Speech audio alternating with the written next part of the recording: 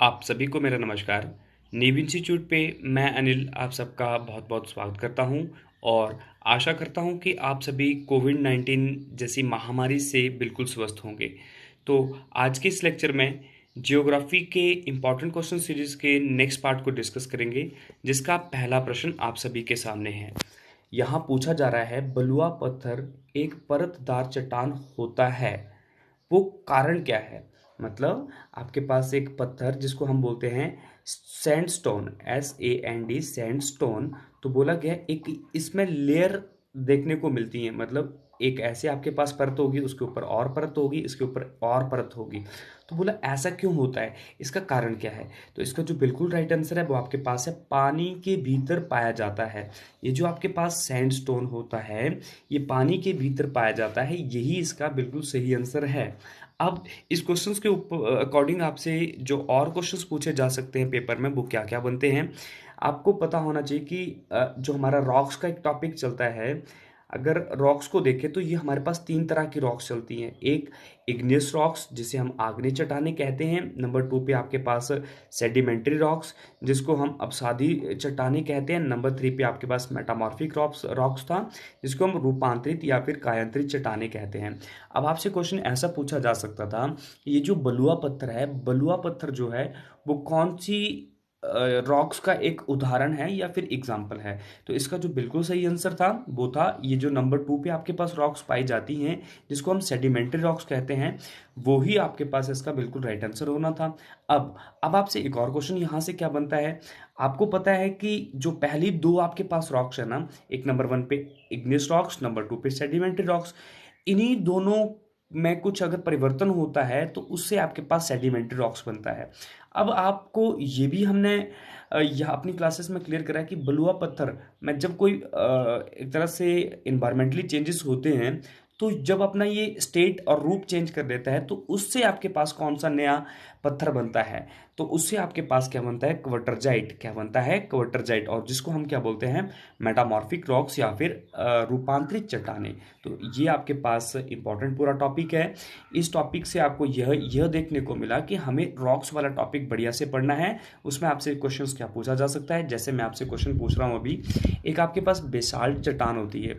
Basalt चट्टान जो आपके पास है वो कौन सी चट्टान का आपके पास एक उदाहरण है? उसके आपके पास ऑप्शंस हैं, क्या वो आग्नेय चट्टान का उदाहरण है, क्या वो सेडिमेंट्री रॉक्स का, या फिर वो मेटामॉर्फिक रॉक्स का वो एक एग्जांपल है।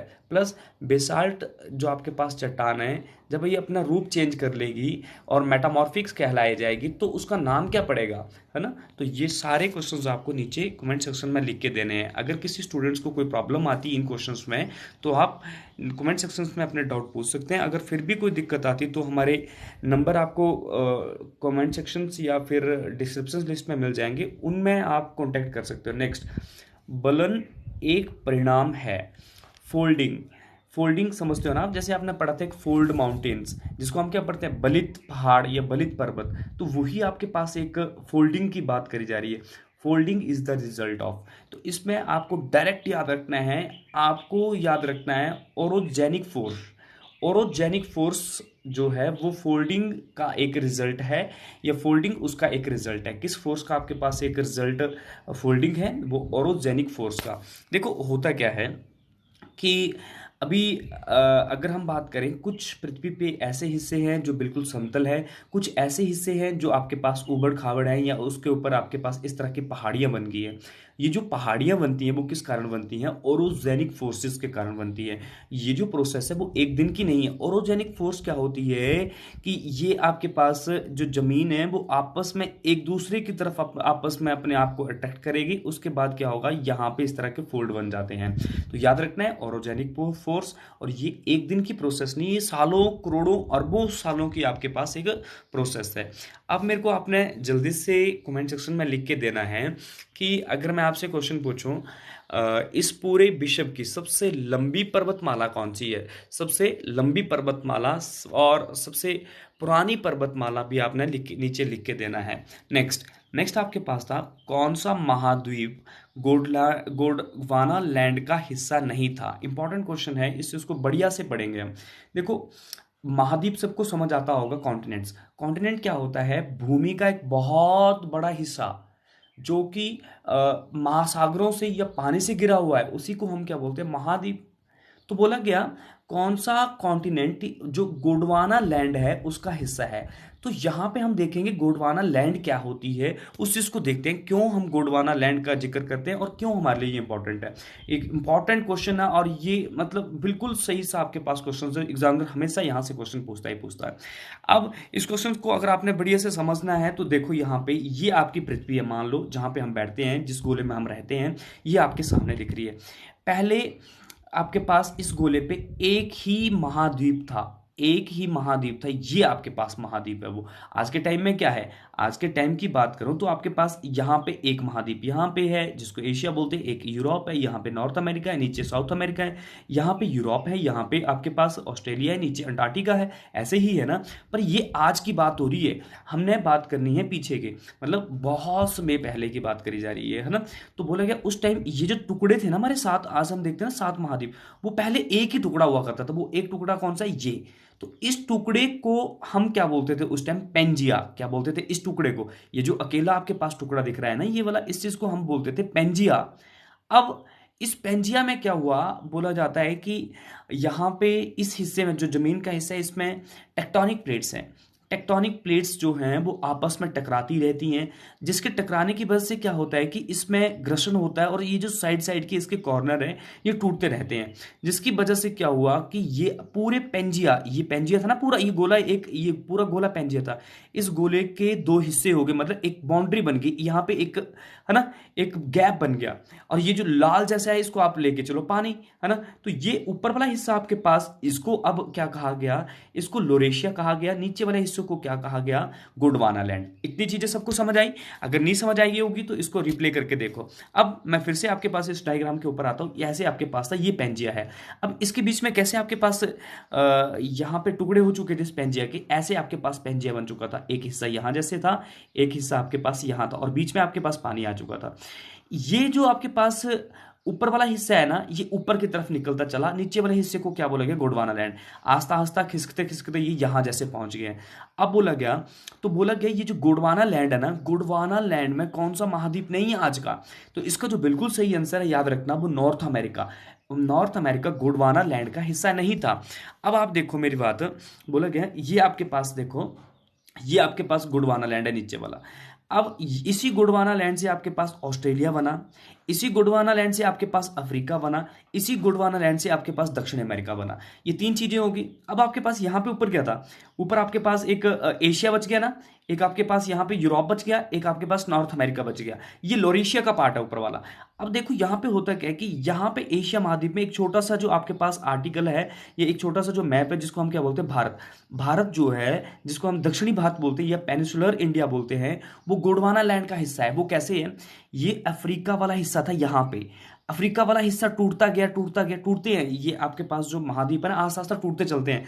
तो ये यहाँ पे क्या हो रहा है, ये ऊपर टूटता टूटता ये कहाँ पे आपके पास फिक्स हो गया था, ये एशिया महाद्वीप में फिक्स हो गया था। तभी हमेशा क्या बोल जाता है कि भारत का जो दक्षिणी हिस्सा है, ये दक्षिणी भारत जो है वो आपके पास गोंडवाना लैंड का हिस्सा है। तो आपको सारी चीजें क्लियर हो चुकी हैं, याद रखना उत्तरी अमेरिका गोंडवाना लैंड का हिस्सा नहीं है।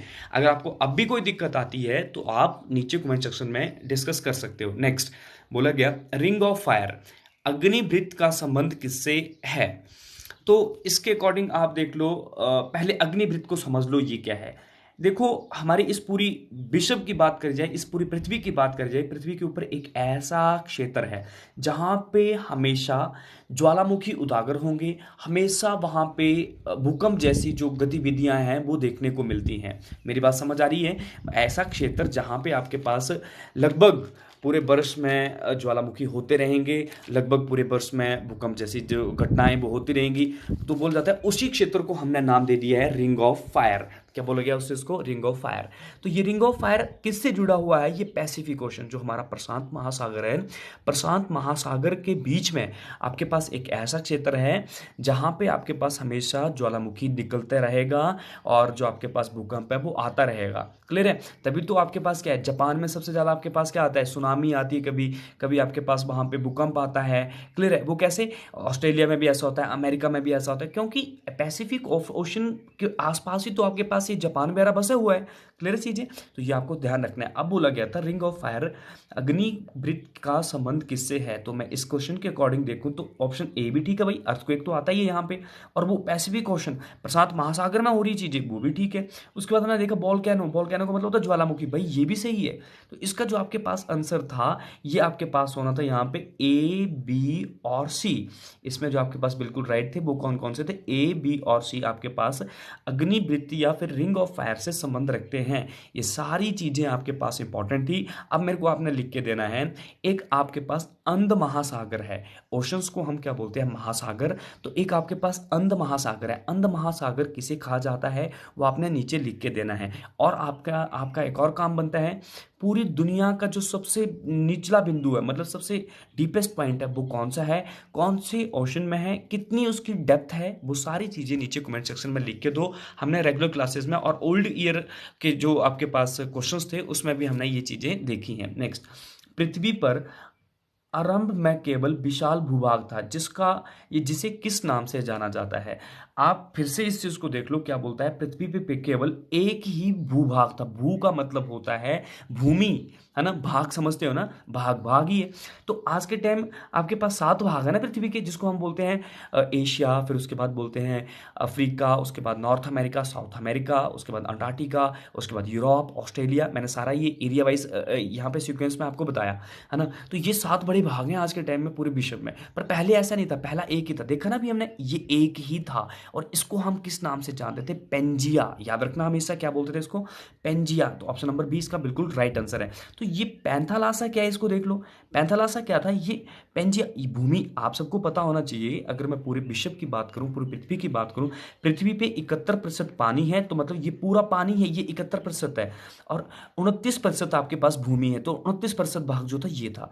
अब क्या बोला गया, ये जो 71% आपके पास पानी है ना, ये अभी की बात नहीं हो रही, ये पहले की बात हो रही है। तो इस पूरे पानी को क्या बोलता था, पैंथालासा सागर, क्या बोलता था, पैंथालासा सागर। अब यहाँ पे लोरेशिया क्या था, लोरेशिया अभी आपने देखा था, लोरेशिया क्या था समझ लो जल्दी से। लोरेशिया ये था, जब आपके पास ये एक जो भूशाल आपके पास एक भूभाग था, जब ये कट जाता है तो ऊपर वाले भाग को हम लोरेशिया बोलते हैं, नीचे वाले भाग को गोंडवाना लैंड बोलते हैं। तो ये गोंडवाना लैंड, ये लोरेशिया। इंपॉर्टेंट थी सारी चीजें। नेक्स्ट, पैन गंगा किस नदी की सहायक नदी है।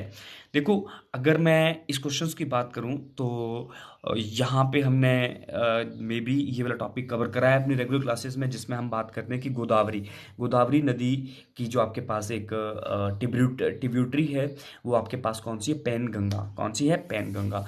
अब मेरे को आपने जल्दी से लिख के देना है कि एक टॉन्स नदी है, टॉन्स नदी आपके पास किस नदी की सहायक नदी है। प्लस आपने मेरे को ये लिख के देना है, यमुना जो आपके पास नदी है वो किसकी सबसे लंबी सहायक नदी है। क्लियर है।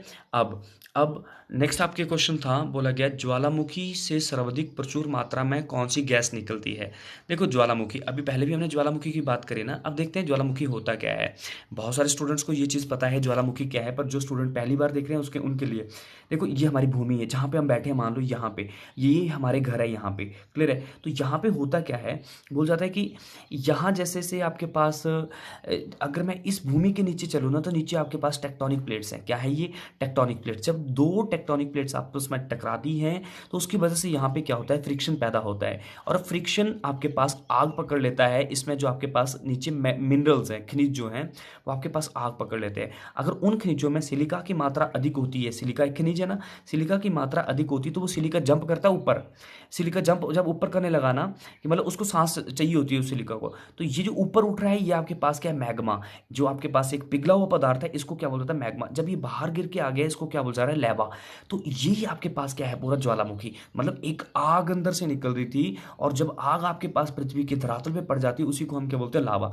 तो बोला जाता है जब ऐसा होता है ना, तो उस टाइम बहुत सारी गैसेस निकलती हैं, पर सबसे ज्यादा जो गैस निकलती है वो कौन सी निकलती है। मोस्ट इंपॉर्टेंट क्वेश्चन है ये, याद रखना, वाटर वेपर। क्या है, वाटर वेपर। क्लियर है। जो भाप है ना, एक भाप है ना, वो आपके पास सबसे ज्यादा निकलता है जब आपके पास ज्वालामुखी उजागर होता है। उस नंबर 2 पे आपके पास कार्बन डाइऑक्साइड और सल्फर डाइऑक्साइड निकलता है। तो ये सारी चीजें आपको पता होनी चाहिए। नेक्स्ट आपके पास था, अंतरराष्ट्रीय तिथि रेखा किस क्षेत्र से गुजरती है। इंपॉर्टेंट है, international date line. International date line इसको बोला जाता है। देखो, इंटरनेशनल डेट लाइन का ये जो टॉपिक है, ये हमारी देशांतर रेखाओं से जुड़ा हुआ है। आपने मेरे को पहले नीचे कमेंट सेक्शन में लिख के देना है देशांतर रेखाओं को क्यों पढ़ते हैं हम। तो देखो, देशांतर रेखाओं की कुल संख्या कितनी वो भी आप नीचे लिख के बताओ, और अक्षांश रेखाओं को क्यों हम पढ़ते हैं वो भी नीचे लिख के बताओ। इस तरह से आपके पास ना ये ऐसी रेखाएं खींची गई हैं। क्लियर है। पर बोला क्या, यहाँ पे 180 डिग्री पे आपके पास एक लाइन है जिसको हम नाम देते हैं अंतर्राष्ट्रीय तिथि रेखा।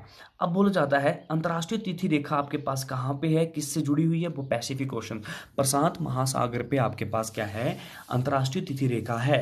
अगर आपको ये चीज़ बिल्कुल सही तरीके से देखनी होगी तो आप विश्व का मानचित्र देखना, वहाँ पे आपको ये सारी चीज़ें मिल जाएंगी। अब इसका भी एक अपना तथ्य है, हमेशा पेपर में क्या पूछा जाता है, अगर हम इस अंतर्राष्ट्रीय तिथि रेखा को क्रॉस कर देते हैं, मान लो हम इसको यहाँ पे क्रॉस कर देते हैं, तो उससे क्या फर्क होगा। उससे देखो क्या फर्क होगा, अगर इस क्षेत्र में जहाँ पे ये मेरा इंडिया है, इंडिया में मान लो आज आपके पास 31 अक्टूबर चल रहा है। क्लियर है। अगर मैं यहाँ पे चला जाऊंगा, अगर मैं इस लाइन को क्रॉस कर लूंगा, तो यहाँ पे आपके पास 1 नवंबर चल रहा होगा। क्या चल रहा होगा, 1 नवंबर। तो मतलब इसका मतलब क्या हुआ, जब हम इस तरफ को चलेंगे या फिर इस तरफ को आएंगे तो हमें 1 घंटे की बढ़ोतरी या 1 दिन की बढ़ोतरी या 1 दिन की कमी पाई जाएगी। दिन है ना, घंटे नहीं, दिन। तो ये सारी चीजें इंपॉर्टेंट थी। अब मेरे को आपने जल्दी से बताना है, हमारी पृथ्वी 1 डिग्री में कितना, 1 डिग्री घूमने के लिए कितना समय लेती है। नेक्स्ट, उल्का क्या है। देखो, हमने एक टॉपिक पढ़ा था अपना रेगुलर क्लासेस में, जिसमें हमने देखा था एक क्षुद्र ग्रह की बात करी थी, उसके बाद आपके पास एक धूमकेतु की बात करी थी, उसके बाद उल्का की बात करी थी। उल्का फिर से आपके पास यहाँ पे पूछा गया है, ये ओल्ड ईयर क्वेश्चन पेपर से आपके पास क्वेश्चन उठाया गया है, अपनी मर्जी से कुछ नहीं है। तो अब आपने मेरे को बताना है कि यहाँ पे जो एक क्षुद्र ग्रह था वो क्या होता है और धूमकेतु क्या होता है। उल्का मैं आपको बताता हूँ। नेक्स्ट, तो देखो उल्का क्या है। यहाँ पे बोला जाता है ये हमारा एक सौर मंडल है, यहाँ पे सूर्य होता है, फिर मरकरी होता है, वीनस होता है, अर्थ होता है, मार्स होता है, जुपिटर होता है, सैचुरन, यूरेनस, है ना, नेपच्यून। तो बोला जाता है कि यहाँ पे हमारी जो अर्थ है, अर्थ यहाँ पे है। ऊपर आपके पास क्या है, छोटे छोटे हमारे ग्रहों के टुकड़े या ग्रहों का जो गंध होता है वो छूटता रहता है।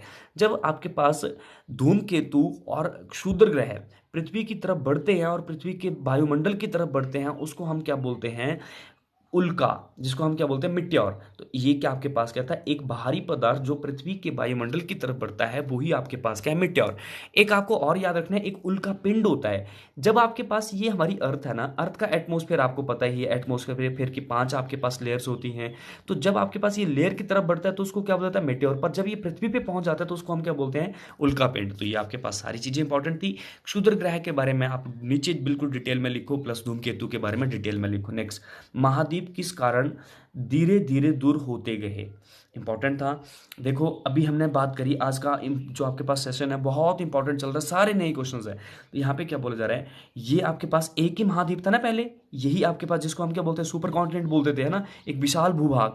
ये आस्ता आस्ता अलग होता चला गया ना। अब आज के टाइम में क्या है, आज के टाइम थोड़ा ऐसा है, आज के टाइम में तो क्या हो गया, ये एक टुकड़ा एशिया बन गया, एक टुकड़ा यहाँ पे यूरोप बन गया, ये उत्तरी अमेरिका बन गया, ये दक्षिणी अमेरिका बन गया, यहाँ पे अफ्रीका बन गया, ये ऑस्ट्रेलिया बन गया। तो इसका कारण क्या है, ये कैसे हो रहा है ऐसा।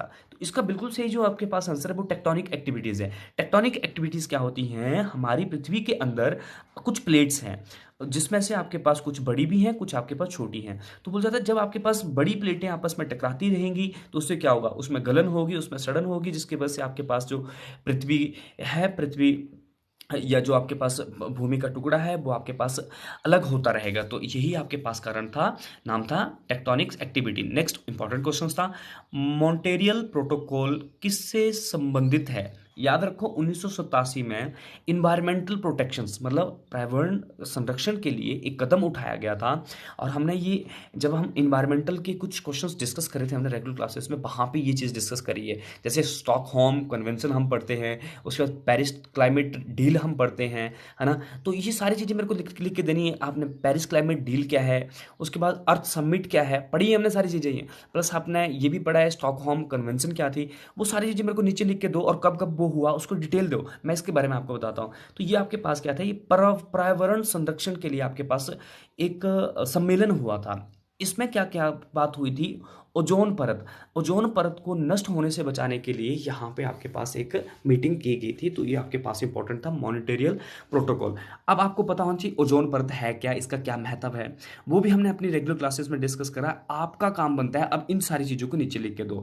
मैं न्यू स्टूडेंट्स के लिए ये चीज़ डिस्कस कर रहा हूँ। देखो हमारी एटमोसफेयर है, एटमोसफेयर में या वायुमंडल है, ये पृथ्वी है, पृथ्वी यहाँ पे हमारे घर हैं, उससे ऊपर अगर मैं कुछ हाइट पे जाऊंगा तो यहाँ पे एक आपके पास वायुमंडल की पहली परत है जिसको हम बोलते हैं ट्रोपोस्फेयर, या फिर आप लोग इसको बोलते हो आपके पास था सौरमंडल। उसके बाद आपके पास आ जाता है स्ट्रेटोस्फेयर जिसको हम समतापमंडल बोलते हैं। उसके बाद आपके पास एक एक्सोस मिजोस्फेयर जिसको मध्यमंडल बोलते हैं, एक आपके पास एक्सोस्फेयर, एक आपके पास आइनोस्फेयर, है ना, आइनोस्फेयर नीचे, एक्सोस्फेयर सबसे लास्ट, है ना। तो बोला जाता है स्ट्रेटोस्फेयर और ट्रोपोस्फेयर के बीच में एक परत है, यहाँ पे एक परत है ना, उसको हम क्या बोलते हैं, ओजोन लेयर।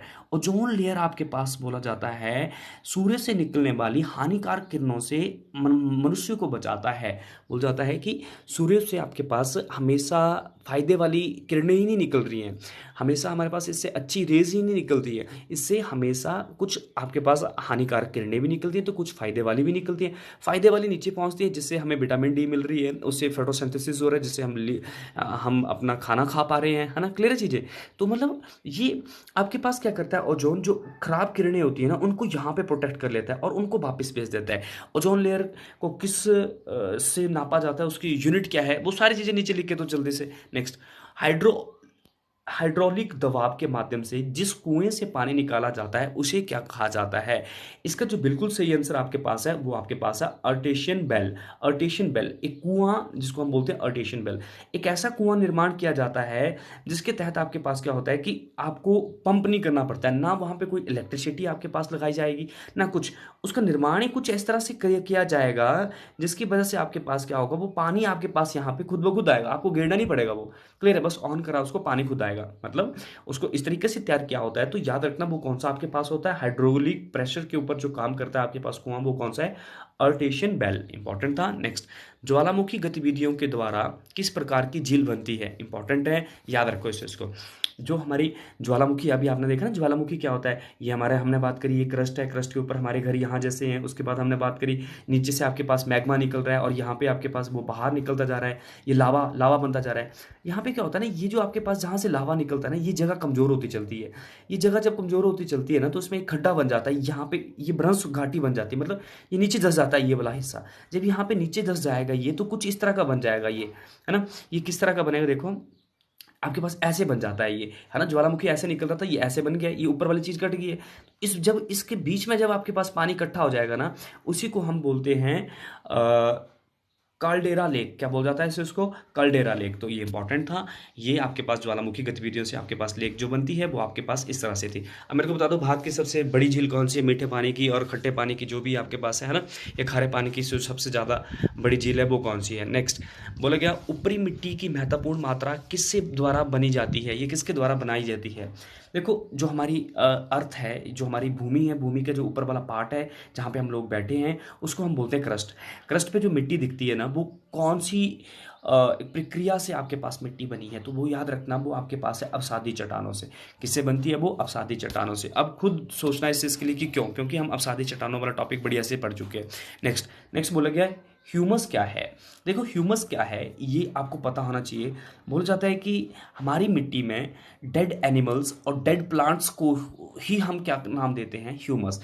हमारी मिट्टी जो हमारी सॉइल है, सॉइल में जब डेड एनिमल्स डेड प्लांट्स पाए जाते हैं उसी को क्या बोला जाता है, ह्यूमस। और ये क्यों हमारे लिए जरूरी होता है, बोला जाता है ह्यूमस एज अ आपके पास उर्वरक काम करता है, एज अ फर्टिलाइजर काम करता है, एज अ खाद काम करता है, जिससे हमारी जो वनस्पति है उसमें एक तरह से बढ़ोतरी होगी। तो मतलब आपके पास क्या था, decaying organic matter in soil. Decaying का मतलब होता है मरना, किसी चीज का मरना। ऑर्गेनिक का मतलब क्या है, जीव जंतु, जीव जंतु। ऑर्गेनिक में आपके पास क्या आ जाता है, जीव, मतलब जैसे कीड़ा मकोड़ा। उसके बाद अगर मैं बात करूं जैसे वनस्पति की बात करूं, पेड़ पौधे जब खत्म हो जा रहे हैं मतलब मर जा रहे हैं, मरने का मतलब क्या है, वो सूख गए, है ना, किसी कारण, तो उसी की वजह से आपके पास क्या होता है, यहाँ पे खाद जैसी बन जाती है, वो आपके पास इंपॉर्टेंट था ह्यूमस। नेक्स्ट, भूमध्य रेखीय क्षेत्र किस तरह की जलवायु से संबंध रखता है, ये थोड़ा सा देखना क्वेश्चन, ये इंपॉर्टेंट था। ये आपके पास क्या है, बोला जाता है ये आपकी पृथ्वी है। पृथ्वी के बीचों बीच एक लाइन खींची जाती है 0 डिग्री पे, उसको हम बोलते हैं भूमध्य रेखा। क्या बोल जाता है उससे, उसको भूमध्य रेखा, या इंग्लिश में उसको बोल जाता है इक्वेटर लाइन। क्लियर है। तो बोल जाता है इस लाइन पे जो आपके पास बोल जाता है क्लाइमेट है वो कैसा है, याद रखना इसके ऊपर जो क्लाइमेट होता है वो गर्म है, एक आपके पास क्या है गर्म है। और देखो गर्मी होने के बाद क्या होता है आपको पता है, इसी लाइन के अकॉर्डिंग आपके पास अमेजन नदी भी यहीं जैसी है, उसके बाद आपके पास अटलांटिक ओशन, बहुत सारी चीज़ें यहाँ पे है। तो उसकी वजह से क्या होता है ना, यहाँ पे गर्मी होने के कारण यहाँ पे जो पानी है, पानी बाष्पीकरण या मतलब उसके भाप बन जाता है, वाटर वेपर्स बन जाते हैं उसके, उसकी वजह से क्या होता है यहाँ पे वर्षा भी होती रहती है। तो मतलब क्या है, इसका मतलब क्या हुआ, ये आपके पास गर्म भी थी और आर्द्र भी थी। आर्द्र का मतलब होता है humidity, humidity, hot and humidity. Clear है ये चीजें, ये इंपॉर्टेंट था। नेक्स्ट, नेक्स्ट आपके पास था पृथ्वी पर उष्णकटिबंधीयों का प्रतिशत कितना है। देखो उष्णकटिबंधीय वन, वन लिखना था, उष्णकटिबंधीय वनों का प्रतिशत कितना है। इसका जो बिल्कुल सही आंसर है वो यहाँ पे कहीं पे भी नहीं लिखा है, इसका जो आंसर था वो था 13%। कितना था, 13%। पूरे विश्व में जो आपके पास ट्रॉपिकली रेन फॉरेस्ट, ट्रॉपिकली फॉरेस्ट हैं, याद रखना ट्रॉपिकल फॉरेस्ट, उष्णकटिबंधीय वन, वो आपके पास कितना है, 13%। अगर आपसे यहाँ पे ऐसा पूछा जाता उष्णकटिबंधीय वर्षा वन, वो अलग चीज है। उष्णकटिबंधीय वर्षा वन आपके पास है 7%। कितना है, 7%। और उसको हम क्या बोल सकते हैं, ट्रॉपिकल रेन फॉरेस्ट, वो कितने हैं, 7%। और अगर मैं उष्णकटिबंधीय वन, जो पेपर यहाँ पे क्वेश्चन लिखा गया है उसके अकॉर्डिंग 13%, आपके पास बिल्कुल राइट आंसर है। नेक्स्ट आपने बिल्कुल जल्दी से लिख के देना है, किस राज्य में सबसे ज्यादा वन पाए जाते हैं, ये सबसे ज्यादा फॉरेस्ट पाए जाते हैं। नेक्स्ट, जवारियो वनों को और किस नाम से जाना जाता है। जवारियो वन जो आपके पास होते हैं उनको किस नाम से जाना जाता है। इसका बिल्कुल सही आंसर जो आपके पास है वो मैंग्रोव वन या मैंग्रोव फॉरेस्ट को हम जवारियो वनों के नाम से जानते हैं। देखो मैंग्रोव फॉरेस्ट कौन से होते हैं, मैंग्रोव फॉरेस्ट में क्या होता है, एक इस तरह से है ना, जैसे हम पढ़ते हैं ना अपनी आम भाषा में, इस चीज़ को क्या बोलते हैं, बेल, बेल है ना, जैसे बेलों के रूप में एक लकड़ी निकलती है। तो बोल जाता है यहाँ पे इस तरह से आपके पास जो एक तो आपके पास झाड़ियाँ बन जाती हैं, इसी को हम नाम देते हैं मैंग्रोव, है ना, मैंग्रोव। और ये आपके पास ये मैंग्रोव ट्री दिखते कहाँ पे, ये डेल्टाई क्षेत्रों में। डेल्टाई का मतलब होता है कि जो आपके पास समुद्रों से जुड़े हुए आपके पास क्षेत्र हैं उसी में आपके पास ये दिखाई देते हैं। तो आपके पास इस वनस्पति को क्या बोला जाता है, मैंग्रोव ट्री। अब आपने मेरे को ये बताना है मैंग्रोव ट्री सबसे ज़्यादा कहाँ पाए जाते हैं। प्रश्न नंबर 19 था, बोला गया टाइफून कहाँ चलते हैं। अगर मैं टाइफून की बात करूं तो इसको समझ लो होता क्या है। देखो जैसे भारत में बहुत तेज आपके पास तूफान चलते हैं, जो आपके पास अभी आने वाला मौसम है या फिर सर्दियों के टाइम भी ये चीज़ देखने को मिलती है। और ज़्यादा करके ये जो तूफान है ना, जो समुद्रों से जुड़े हुए आपके पास देश राज्य हैं वहाँ पे देखने को मिलते हैं। जैसे केरला की बात कर लो, उड़ीसा की बात कर लो, पश्चिम बंगाल की बात कर लो, वहाँ पे सुना है ना आपने चक्रवात आ रहा है ना, बहुत तेज गति से चलने वाला आपके पास तूफान आ रहा है। तो बोल जाता है भारत में उसको चक्रवात बोलते हैं, तेज गति के तूफान को। और यहाँ पे इसको क्या बोल जाता है, किसी क्षेत्र में इसको टाइफून भी बोला जाता है, किसी में टॉर्नेडो बोला जाता है, किसी में हरिकेन भी इसको बोला जाता है। तो यहाँ पे आपके पास क्या था, बोला गया कि टाइफून कहाँ पे आपके पास कहाँ चलते हैं, है ना। तो इसका जो बिल्कुल सही आंसर है वो चीन और जापान के समुद्रों में उठने वाले भीषण चक्रवात है, उसी को हम क्या बोलते हैं, टाइफून, याद रखो। और ये चीन और जापान में आपके पास कहाँ से उठेंगे ये चक्रवात, पानी में उठेंगे ना। पानी कहाँ पे, इसमें जो आपके पास पानी है वो कौन सा जुड़ा हुआ है, पैसिफिक ओशन, प्रशांत महासागर से उठने वाले तेज चक्रवात, जिसे हम क्या बोलते हैं, टाइफून, जो कि आपके पास चाइना और जापान जैसे क्षेत्रों में देखने को मिलते हैं। उसी तरह से आपको एक और चीज़ ध्यान रखनी है, हम बात करते हैं जैसे हरिकेन। हरिकेन आपके पास अटलांटिक महासागर से उठने वाले तेज चक्रवात हैं। और आपने मेरे को कमेंट सेक्शन में लिख के देना है कि टॉर्नेडो, टॉर्नेडो किस देश में चलने वाले एक भीषण चक्रवात है, टॉर्नेडो। नेक्स्ट, रेडियो तरंग का संचारण करने के लिए पृथ्वी की कौन सी परत महत्वपूर्ण है।